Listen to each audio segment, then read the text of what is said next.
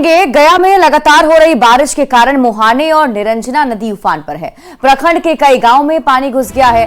गांव में पानी भर जाने से ग्रामीणों के आने जाने का रास्ता बंद हो गया। ग्रामीणों के मुताबिक गांव में बाढ़ का पानी घुसने से छोटे छोटे बच्चे और महिलाओं को काफी दिक्कत हो रही है। डीएम और विधायक ने गांव का जायजा लिया और संबंधित अधिकारियों से 24 घंटे अलर्ट मोड पर रहने को कहा गया है और गांव में पानी घुसने से जो नुकसान हुआ है उनके लिए संबंधित अधिकारियों को खाने पीने के इंतजाम करने के निर्देश भी दिए गए हैं। इसको हम लोग आकलन कर रहे हैं तत्काल तो लोगों को सुरक्षित रखने का, और हम लोग फोरकास्ट भी लेने की कोशिश कर रहे हैं ताकि लोग जो हैं, कल भी बारिश हुई है, लोगों को सुरक्षा और जानमाल की क्षति नहीं हो, इसी पर अभी तत्काल प्राथमिकता है। तत्काल एक कैंप भी हम लोग शुरू करवा रहे हैं और बाकी जो भी नुकसान हुआ उसका अलग से आकलन किया जाएगा जैसे ही पानी कटेगा। खगड़िया के बलतारा पंचायत स्थित लौंगा गांव में कोसी नदी के जलस्तर बढ़ते ही कटाव शुरू हो गया। कटाव के कारण किसानों की जमीन धीरे धीरे कटकर नदी में विलीन होते जा रही है, जिसके कारण ग्रामीण काफी भयभीत हैं। ऐसे में ग्रामीणों की आस जिला प्रशासन और जनप्रतिनिधि पर टिकी हुई है। अभी एक मिनट नहीं, आधा सेकंड टोटल अधिकारी का कोई अता पता नहीं। यहाँ सैकड़ों घर जो है बर्बाद हो जाएगा। बगल में स्कूल है, थाना है, देखने वाला कोई अधिकारी नहीं आ रहा है। पंचायत के अंदर लौंगा ग्राम में पूरा कटा हो रहा है, किसी का ध्यान नहीं है, किसी पदाधिकारी का ध्यान नहीं है। यहाँ 3 बीघा अभी तक में कट चुका है। कब से कट रहा है? हो जाएगा, कहना मुश्किल है। सुबह से कट रहा है। बिहार में होने वाले 4 सीटों पर उपचुनाव और संगठन के दूसरे मुद्दों को लेकर शनिवार को दिन भर बीजेपी कार्यालय में मैराथन बैठक चली। बैठक में कोर कमेटी के सदस्य मौजूद रहे। इस दौरान लोकसभा चुनाव लड़ने वाले ज्यादातर उम्मीदवार भी अपनी अपनी बातों को कहने बीजेपी कार्यालय पहुंचे।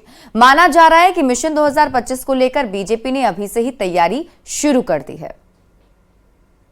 पार्टी समय समय पर संगठनात्मक विस्तार के लिए, अपने सैद्धांतिक अधिष्ठान को आगे बढ़ाने के लिए, अपने पार्टी के जनाधार को बढ़ाने के लिए और ये राज्य में जो सरकार चल रही है बेहतर उपलब्धियां उसको जमीन तक पहुंचाने के लिए, और नरेंद्र मोदी जी की सरकार जो केंद्र में एक नया आयाम खड़ा कर रही है उसको जन जन तक कैसे पहुंचे, इसके लिए कार्य योजना बैठी।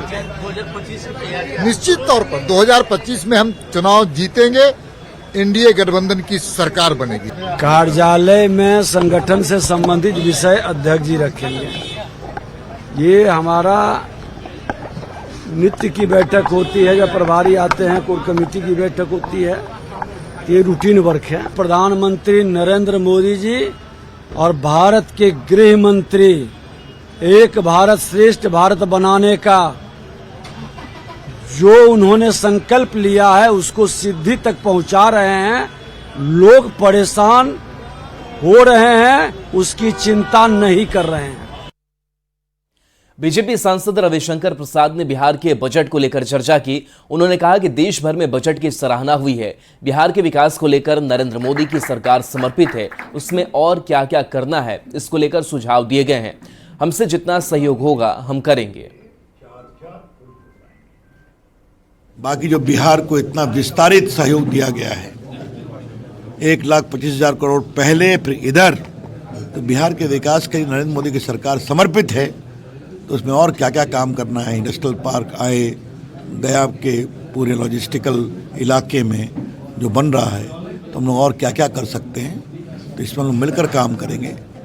यहाँ सारे उद्यमियों ने कुछ सुझाव दिए हैं टैक्सेशन के बारे में, बाकी बारे में। मैं जितना सहयोग होगा करूंगा, ये मैं आपको विश्वास दिलाता हूं। पटना के होटल चाणक्य में मैं बिहार हूं कार्यक्रम का आयोजन किया गया और इस कार्यक्रम में डिप्टी सीएम सम्राट चौधरी शामिल हुए। कार्यक्रम में बिहार के विकास को लेकर भी चर्चा हुई। सम्राट चौधरी ने कहा कि अगले 20 साल बिहार के लिए हैं, इसके लिए विशेष प्लान बनाया गया है। बिहार में डेवलपमेंट की बात करते हुए सम्राट चौधरी ने कहा कि इसी साल से विक्रमशिला विश्वविद्यालय का निर्माण शुरू हो जाएगा। इसके लिए 90 करोड़ रुपए जमीन अधिग्रहण के लिए दिए गए हैं। बिहार में 5,000 एकड़ जमीन का लैंड बैंक बनाने की पहल की जा रही है, जिस पर उद्योग और अन्य कार्य किए जा सकेंगे। अभी हम लोगों ने लगभग 90 करोड़ रुपया जमीन अधिग्रहण के लिए दिया है। विक्रमशिला यूनिवर्सिटी देश के यशस्वी प्रधानमंत्री नरेंद्र मोदी जी का ड्रीम प्रोजेक्ट है। जिस तरह नालंदा यूनिवर्सिटी को आदरणीय नीतीश कुमार जी और प्रधानमंत्री जी ने आगे बढ़ाने का काम किया, आगे के दिनों में तुरंत हम इसी साल उस काम को आगे बढ़ाने का काम करेंगे। बैंक की बात कही आपने कि बिहार में लगभग अभी हम लोगों ने इंडस्ट्री डिपार्टमेंट्स को कहा है कि पूरे बिहार में लगभग 5000 एकड़ लैंड बैंक के तौर पर संग्रहित किया जाए, जिससे कि बिहार में उद्योग के जगत के लोग आए और उद्योग लगाने का काम। 20 साल का टारगेट आपने रखा है तो क्या नहीं, बिहार देश के अग्रणी राज्यों में से एक होगा अगले 20 सालों में। तेजस्वी यादव ने सोशल मीडिया एक्स पर पोस्ट कर एक बार फिर से जातीय गणना और बिहार में बढ़े हुए आरक्षण पर क्रेडिट लेने की कोशिश की है। तेजस्वी के पोस्ट पर सियासत तेज है। जेडीयू और बीजेपी ने क्रेडिट पॉलिटिक्स का आरोप लगाया है।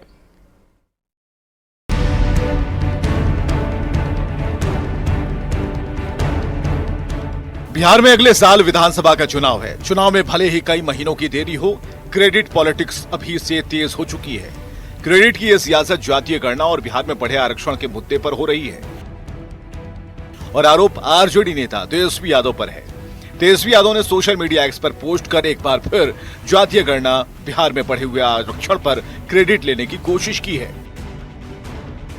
तेजस्वी यादव ने एक्स पर पोस्ट कर लिखा है, जातीय गणना के लिए आरजेडी ने कठिन संघर्ष किया। महागठबंधन की सरकार में जातीय गणना हुई। 17 महीने में जातीय गणना कर आंकड़े प्रकाशित किए। आरक्षण की सीमा बढ़ाकर 75% कर दिया। केंद्रीय गृह मंत्री से 9वीं अनुसूची में डालने का आग्रह किया। एनडीए सरकार ने इससे साफ इनकार कर दिया। डबल इंजन सरकार बनने के बाद भी प्रयास नहीं हुए। नई आरक्षण सीमा से लाखों लोग वंचित रह जाएंगे। पिछड़े, अति पिछड़े, SC ST के लोग वंचित रह जाएंगे। बीजेपी जेडीयू आरक्षण सीमा को 9वीं अनुसूची में डाले, देश में जातीय गणना करवाए, बिहार को विशेष राज्य का दर्जा दे। ये सब सत्ता के मजे ले रहे हैं। तेजस्वी यादव के पोस्ट पर जेडीयू और बीजेपी के नेताओं ने पलटवार किया। विधानसभा में Nitish Kumar ji on the floor of the house कह चुके हैं कि हम चाहते हैं कि ये नवी सूची में जाए ताकि जुडिशियल रिव्यू का हिस्सा न बने। वहीं बीजेपी के पूर्व सांसद रामकृपाल यादव ने तेजस्वी यादव पर पलटवार करते हुए कहा कि जब उनकी सरकार थी तब उन्होंने कुछ नहीं किया, आज खड़ियाली आंसू बहा रहे हैं। लंबे काल तक उनके सरकार राज्य में रही और केंद्र में रही। अगर बहुत ज्यादा उनके मन में ममता था या उनके जो कांग्रेस लीड पार्टी जो यूपीए था, तो उस समय क्यों नहीं आरक्षण का दायरा बढ़ाया। मुख्यमंत्री नीतीश कुमार की पहल पर बिहार में जातीय गणना सर्वसम्मति से कराई गई। इसमें सभी पार्टियों की रजामंदी थी। बिहार में आरक्षण का दायरा बढ़ाने का प्रस्ताव भी सर्वसम्मति से पास हुआ।